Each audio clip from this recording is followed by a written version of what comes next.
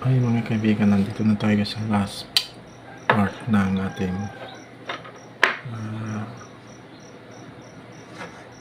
vlog. Yung ating AdSense. Check na natin kung may pagbabago na siya. Ayan o, natin na.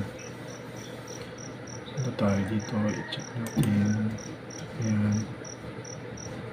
Tapos sign in tayo. Ayan.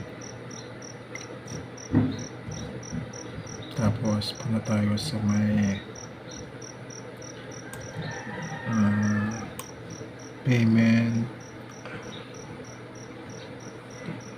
Ayan, dito tayo sa payment.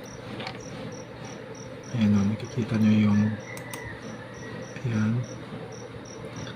Tapos dito tayo sa may information.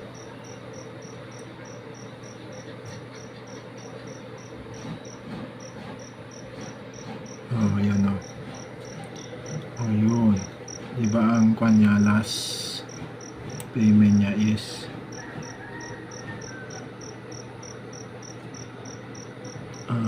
yun o.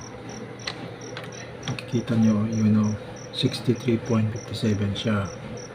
Ngayon ito na siya 79.58 na siya. Nagbago na siya nung yung date o. Kung makikita nyo yung last one nya 63.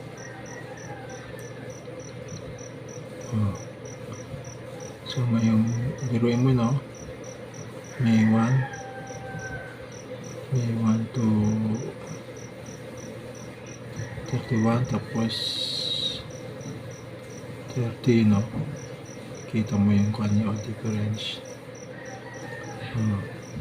Kasi pag hindi natin kinausap yung isang representative ng Google o kaya YouTube, hindi magbabago yung ating revenue. Ito na siya ngayon no?